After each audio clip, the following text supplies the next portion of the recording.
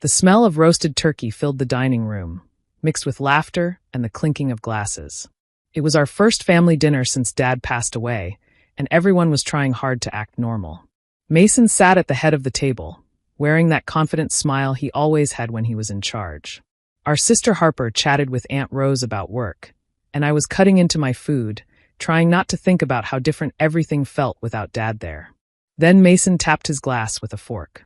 The sound was sharp and sudden, and the table went quiet. He cleared his throat and said, "From next month, rent's going up to $8,800. Don't like it? Move out." The words didn't make sense at first.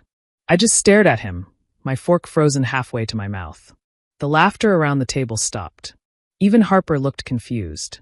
I swallowed hard, waiting for him to laugh or say he was joking. But he didn't. He just leaned back in his chair and started eating again like he hadn't just turned my world upside down. I tried to keep my voice calm. "Mason, what rent? This is Mom and Dad's house. Our house." He didn't even look up. "It's my house now. You've been staying there rent-free for over a year. It's time to start contributing." My chest felt tight. I looked at Harper, hoping she'd say something, but she just stared at her plate. The whole table went silent except for the sound of Mason's knife scraping against his plate. $8,800? I asked, almost whispering. "That's insane. You know I can't afford that." He shrugged. "Then you'll have to find somewhere else to live." It was like the air had been sucked out of the room. I could feel everyone's eyes on me, but no one said a word. Mason kept eating, calm and cold, like this was just another business deal. I felt small sitting there, like I was suddenly a guest in my own family. Dad used to say family meant looking out for each other. Mason used to agree with him, or at least pretend to. But now, looking at him across the table, I saw something different in his eyes, something greedy, distant. Dinner went on awkwardly after that. People forced small talk, pretending not to notice my silence. I pushed food around my plate, but didn't eat. My stomach hurt too much. When it was time to leave, I stood up quietly, grabbed my coat, and walked out. The cold air hit my face, but it felt better than sitting there pretending everything was okay. That night, I sat in my car outside the house, the same house I'd called home all my life, and realized it wasn't mine anymore. Not because of money, but because of betrayal.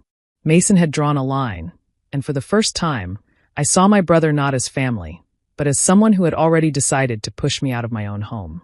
After that dinner, I couldn't stop thinking about what Mason said. The number, the tone, the way he looked at me, it all replayed in my head like a broken record. I barely slept that night. I kept asking myself how things had gotten to this point. When our parents passed away, I was too lost in grief to think about paperwork or legal matters. Mason was older and always called himself the responsible one. He said he'd handle everything: the will, the bank, the house. I didn't question it. I trusted him. We'd always been close growing up. He used to help me with homework, take me to school when Dad was busy. I believed he'd do what was right for all of us. After the funeral, Mason told Harper and me that the house would stay in the family. He said he'd make sure it was taken care of, that we could all use it whenever we needed. I didn't even think to ask about titles or legal documents. It was our home, our memories. Why would I need proof against my own brother? But that night at the dinner table made everything clear. The next day, I went to the county records office. My hands were shaking when I asked for a copy of the property deed. The woman behind the counter typed on her computer and printed a few pages. I thanked her and walked outside before I even looked. When I finally did, my chest tightened. The name on the deed was Mason Whitfield. Just his. No mention of Harper. No mention of me. He'd transferred everything to himself a few months after Dad's funeral. I sat on a bench, reading the document over and over, hoping I had misunderstood. But the truth stared back at me in black ink. I drove straight to Harper's apartment. She looked surprised when I showed up, but when I handed her the papers, she didn't seem shocked. She just sighed and looked away. "You knew," I said quietly. She didn't answer right away. She just rubbed her forehead and said, "Mason said it was easier that way. He promised he'd handle things fairly." "Fairly?" I repeated. "He just raised rent on me to $8,800, Harper." She didn't look at me. I could see her guilt, but it didn't matter anymore. She had chosen silence over truth. I left before she could say anything else. Driving home, my hands gripped the wheel so tightly that my knuckles turned white. I realized that I'd been the fool, trusting Mason, believing his promises, thinking family meant something. That night, I sat in the empty living room of the house I no longer owned. The walls were filled with memories, birthdays, laughter, Dad's voice, but now they felt cold and hollow. Mason had taken more than a home. He had taken the last piece of trust one had left in my family. A few weeks after that dinner, an envelope arrived in my mailbox. It had Mason's name printed at the top and a law firm's logo in the corner. My stomach sank before I even opened it. Inside was a legal notice demanding rent, $800 due by the first of the next month. It wasn't a threat anymore. It was official. I sat on the couch, staring at the letter for a long time. I taught at a small community school. My paycheck barely covered groceries and bills. There was no way I could pay what he was asking. It wasn't rent, it was punishment. Mason wanted me gone. I tried to talk to him one last time. I called his office, but he didn't answer. When I finally caught him outside the house one morning, he stood by his car, arms crossed, looking bored.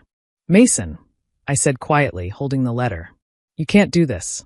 You know I can't afford this." He smiled slightly.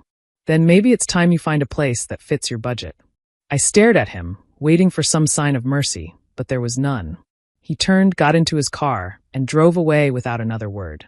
For the next few weeks, I tried to make things work. I skipped meals, worked extra hours, even looked for roommates. But nothing helped. Then one night, I came home late after grading papers, and my key didn't fit. I tried again and again, but the lock had been changed. The porch light flickered above me as I stood there, holding my bags, realizing what he had done. I knocked on the door, hoping Harper might be inside. Mason opened it instead. "Oh," he said flatly, "I changed the locks this morning. You'll get your things once you pay what you owe." I wanted to scream, but I couldn't find my voice. I just nodded and walked away. The cold air burned my face as I called Harper from my car. She didn't pick up. The next day, she finally showed up with me to pack what I could. She avoided my eyes the whole time, quietly folding my clothes and placing them into boxes. Every few minutes, she'd mumble something like, "I didn't know he'd take it this far." But she still didn't defend me. When everything was loaded, I stood there on the driveway, looking at the house one last time. It didn't feel like home anymore, just a place full of ghosts and broken promises. Harper closed the trunk and looked at me with a sad expression. "You'll figure it out," she said softly. I nodded, but inside I felt hollow. Driving away, I watched the house disappear in the mirror. That was the moment I understood that family could turn their back on you completely, and that I had no one left to count on but myself. The apartment I found was small, old, and smelled faintly of paint and damp wood. The walls were thin enough that I could hear my neighbor's TV at night, and the heater rattled whenever it turned on. But it was mine. No one could take it away or raise the rent overnight. For the first time in months, I locked the door behind me and felt a strange kind of peace. The first few weeks were hard. I had only a few boxes, clothes, books, and a photo of my parents. I slept on a borrowed mattress on the floor, using a stack of towels as a pillow. My paychecks barely stretched far enough for groceries after rent and utilities. Still, every night I came home and sat by the small window, staring at the city lights, thinking about Mason's face at that dinner. The way he smirked when he said those words, it stayed with me.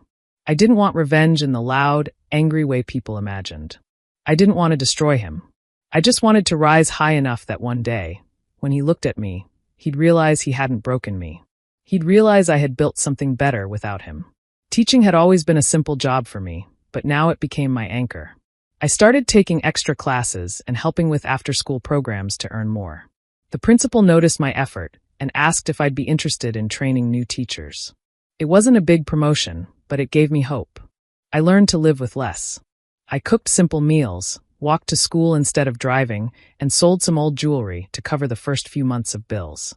Each small victory, paying rent on time, fixing a broken lamp, saving $10, felt like a step toward freedom. Sometimes, when the nights got too quiet, the loneliness crept in. I missed the house, the garden Dad planted, and the feeling of family. But those memories also reminded me why I had to keep moving forward. Mason had taken the house, but he wasn't going to take my peace. One evening, I found an old notebook while unpacking. It was something my dad used to keep, filled with quotes, advice, and scribbled thoughts. On one page, written in his messy handwriting, were the words, "The best kind of revenge is living better than they expected you to." I sat there for a long time, reading that line again and again. It felt like he had left those words for me. I knew then that I wouldn't waste my energy hating Mason. I would build a new life, one that no amount of greed or betrayal could touch. So I set small goals, save enough for a better place, finish my certification course, and rebuild my confidence. It wasn't easy, and it wasn't fast, but every day I could feel myself getting stronger. I had lost my home, but I had found something better: the will to start over and make my own future. A few months after moving into the apartment, I finally felt ready to go through some of my parents' old belongings. Most of the boxes had been in storage since the funeral, stacked in a small unit I could barely afford to keep. One Saturday morning, I drove there with a cup of coffee and decided it was time to face what I had been avoiding. The air inside the unit was dusty and still. I started opening boxes, one by one: old family photos, letters, dad's tools, mom's books. Every item brought a rush of memories I wasn't sure I was ready for. Then, near the bottom of one box, I found a thick folder marked in my father's handwriting: estate documents. My heart started beating faster. I sat on the floor, brushing off the dust, and opened it. Inside were several envelopes, drafts, and copies of legal forms. Some pages were yellowed from age. As I flipped through them, one line caught my eye. It mentioned the house being divided equally among all 3 children. I froze. I read the page again and again, making sure I wasn't misunderstanding. There it was, written clearly in Dad's own words. The property was meant to belong to Mason, Harper, and me, each of us a third. I felt a wave of anger and disbelief crash over me. If these were the original drafts, then what had Mason shown the court when he transferred ownership? I searched through the rest of the folder and found handwritten notes from Dad about wanting fairness between us, and a letter from his lawyer about scheduling a final signing. The dates matched right before his hospital stay. Mason must have taken over after that. My hands started to shake. It all made sense now.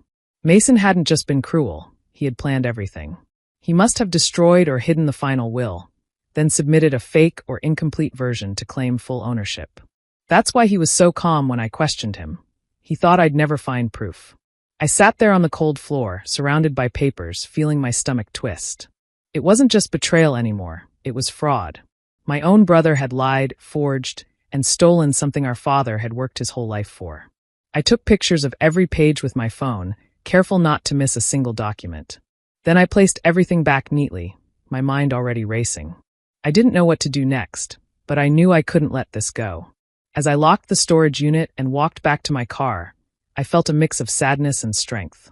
For the first time, I had proof, real proof, that Mason had crossed a line. The same man who had called himself responsible and family-oriented had betrayed us in the worst possible way. That night, I spread the documents out on my small kitchen table and stared at them until the sun came up. Every signature, every date, every line was a piece of truth that Mason thought would stay buried. But it hadn't. And I knew then, I was going to make him face what he'd done, no matter how long it took. I called Mr. Lowell the day after I left the storage unit. I didn't want to shout about what I'd found or bring family drama into the open. I needed someone who knew estate law and could move carefully. He answered on the second ring and asked me to bring what I had. When I walked into his office, the walls smelled like old books and coffee. He listened without interrupting, then took the papers from my hands like they were fragile. He didn't make grand promises. Instead, he asked precise questions. Where I'd found the documents, whether I had copies, and if anyone else knew. I told him only what I had to. He nodded and said we could build a case, but it had to be done by the book. No loud confrontations, no threats. If Mason smelled trouble early, he would hide things or burn bridges of evidence. That warning settled me. Quiet was my best move. Mr. Lowell started with small, routine steps that felt surgical. He ran a full title search on the property to map every transfer and mortgage. He requested copies of the original filings from the county and flagged any inconsistencies. He also made a call to an auditor who could trace bank transfers and payments around the time the deed changed hands. Each call, each request, was filed and logged so nothing could be dismissed later as hearsay. We gathered witnesses discreetly. A neighbor who had been a friend of my father remembered hearing conversations about splitting the house. An old friend of my dad's, a retired attorney, agreed to review my father's notes for authenticity. Mr. Lowell suggested a handwriting expert to compare signatures and a forensic accountant to follow money trails. All of it was paperwork, appointments, and patience, slow work, but precise. I kept my life ordinary while the case grew. I didn't tell Harper much. She already showed how fragile she was. I didn't want her to panic or tip Mason off. At school, I stayed focused on my students, grading papers and leading class as if nothing had changed. At night, I met with Mr. Lowell, signed authorization forms, and watched him file motions and requests. I learned to hold my anger in a pocket like a small stone, always there, heavy but not flung. There were tactical choices to make. Mr. Lowell advised against an immediate lawsuit because a rushed filing could be dismissed on a technicality. Instead, he placed discreet legal holds and sent formal letters requesting documents, which forced Mason's legal team to respond on record. Those letters also gave us a timeline, and every reply or delay became another piece of evidence. I practiced being calm. When family asked me questions, I kept answers short. I deleted social noise from my life so nothing leaked. The hardest part was waiting. Revenge in my plan wasn't a shout. It was a long, quiet process that turned patience into power. Every paper we collected, every expert we retained, narrowed the path Mason had left himself. I slept less and worked more, but I wasn't reckless. I was building a case that would not depend on anger, but on truth and careful law. Months passed, and everything around Mason slowly started to change. I didn't need to ask questions, people talked. He owned a small construction business, and for years, he liked to brag about how well it was doing. But the tone in town began to shift. Clients were complaining about delays, suppliers weren't getting paid on time, and a few workers quietly said they were looking for new jobs. I listened without reacting.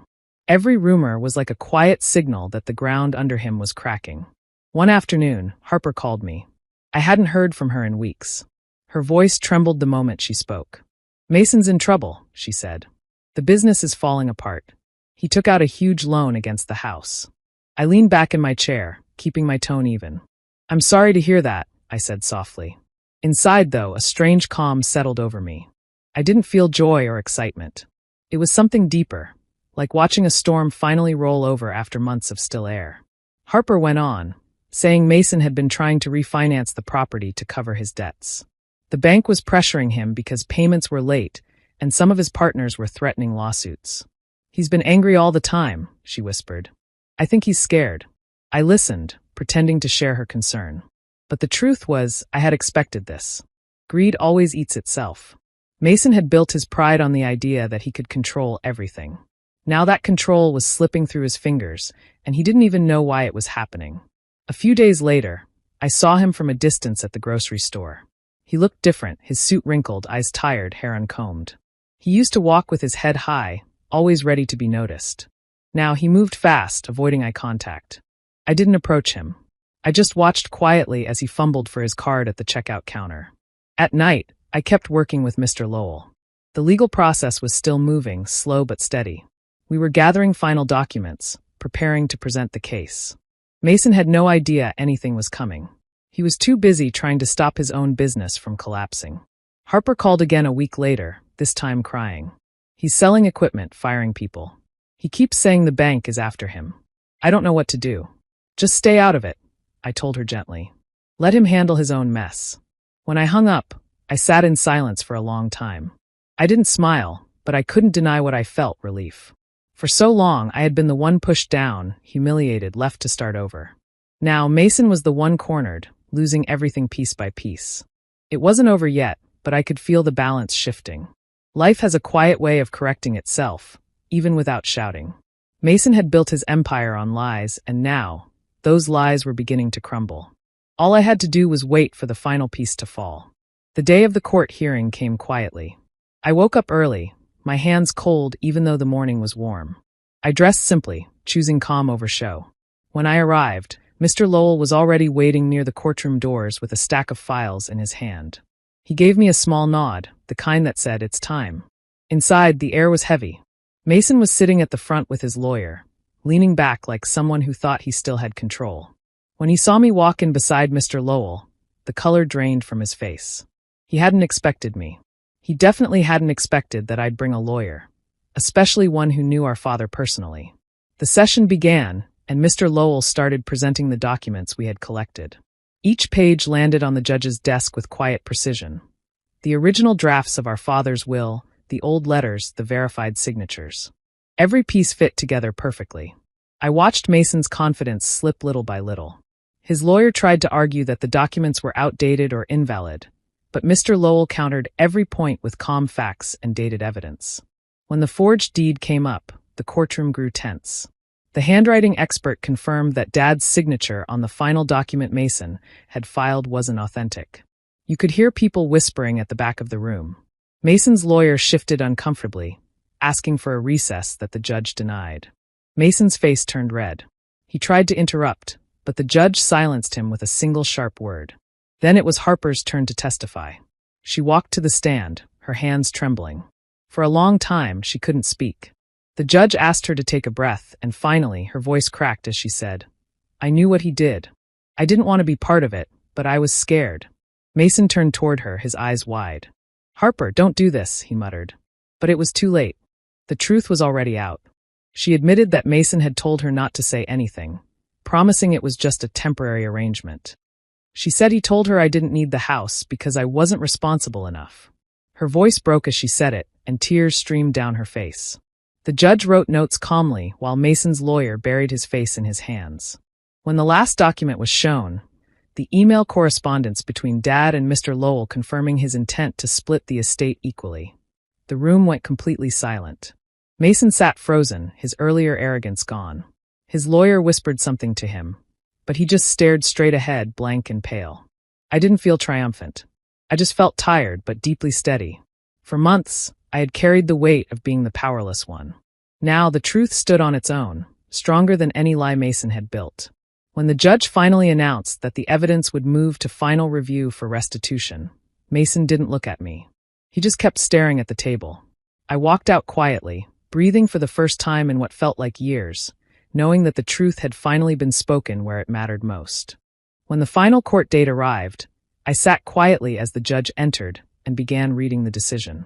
My heart pounded, but I kept my face still. The room felt heavy, like everyone was holding their breath.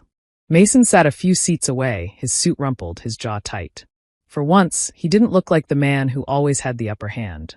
The judge's voice was steady as she went through each point of the case. She confirmed that the deed Mason had filed was falsified, that the signature was forged, and that he had knowingly misled both his siblings and the estate office. Every word landed like a hammer. I didn't move. I just listened. Then she said the words I had waited so long to hear. The court orders the property to be divided equally among the 3 heirs, as originally intended. For a second, I couldn't breathe. It was done. Months of quiet work, doubt, and sleepless nights had finally led to this. Mason's lawyer lowered his head. Mason leaned back in his chair, staring at the floor, no fight left in him. The judge continued, stating that Mason would be fined for fraud and perjury, and that his financial assets would be frozen until repayment was completed. The legal language blurred together, but I understood enough. He had lost. When the judge dismissed the court, people began to move, but I stayed seated for a moment, letting it sink in. I felt lighter than I had in years, like the weight that had been pressing on my chest had finally lifted. Mason walked over slowly, his steps uncertain. He looked smaller somehow, his voice low when he finally spoke. "I just wanted security," he said. "You don't understand how hard it's been for me since Dad died." I looked at him, not angry anymore, just empty. "Security doesn't come from stealing from your own family," I said quietly. He opened his mouth to say something else, but I turned away before he could. There was nothing left to explain. As I walked out of the courthouse, the air outside felt cool and clean. For the first time in a long while, I could breathe without fear or bitterness. Mr. Lowell joined me on the steps, smiling gently. "Your father would have been proud," he said. I nodded but didn't answer. I just watched the sunlight spill across the concrete, thinking about how much had changed. Justice hadn't erased the pain, but it had given me closure. Mason had spent months trying to make me feel small, powerless, and dependent. Now the power had shifted completely. I walked down the courthouse steps with calm, steady steps. There was no need to look back. The fight was over, and the truth had spoken louder than any revenge ever could. For the first time since losing my parents, I felt free, truly free. A year after the court case, I finally moved back into the family home. The place had been renovated, fresh paint on the walls, polished floors, and the garden Dad used to tend was blooming again. Walking through the front door, I felt a strange mix of relief and quiet pride. This was the home that had been stolen from me, and now it was mine again, legally and completely. The first few weeks were peaceful. I took my time arranging furniture, unpacking boxes, and hanging pictures. Every corner of the house felt familiar, yet different, like it had been waiting for me to return. I could hear the soft hum of the city outside, but inside it was calm. For the first time in years, I didn't feel anxious or afraid. I had my space back, my peace back, and most importantly, my dignity. Harper came by every now and then. She apologized softly for her silence and hesitation during everything with Mason. We didn't talk about the past much, but we started rebuilding our bond slowly, sharing meals, talking about old memories, and sometimes just sitting in the living room together. It felt good to have a part of family back, though I was careful not to rely too much. I had learned that trust could not be forced, it had to be earned. Mason, on the other hand, had lost nearly everything. The business he had built on lies collapsed. His accounts were frozen, and his assets were sold to pay fines. People in town talked quietly about how he had fallen so far. I never reached out, never gloated, and never mentioned it. There was no satisfaction in shouting, "I told you so." The best revenge had already been delivered quietly, through the law, through patience, and through my own strength. I spent mornings in the garden, afternoons organizing the house, and evenings reading in my parents' old study. I made coffee every morning and drank it by the window, watching the sun rise over the street. It was a simple life, but it was mine. Every sip of that coffee felt like a small victory, a reminder that I had survived betrayal, humiliation, and struggle, and had come out stronger. I sometimes thought about Mason, imagining him struggling to rebuild his own life, and I felt no anger, only a quiet sense that life had corrected itself. He had made choices, and now he faced the consequences. Meanwhile, I had rebuilt, not just the house, but myself. Sitting in that home, I realized that revenge doesn't have to be loud or mean. It can be still, patient, and quiet. It can be living well while others fail through their own greed and mistakes. I didn't need to celebrate his fall. I only needed to enjoy the life I had worked so hard to reclaim. The house, the peace, and the freedom that Mason and his lies had tried to take from me. For the first time in years, I felt completely at home. The family I had lost to betrayal had returned, not fully, but enough. And that, I thought, was more than any victory could ever be.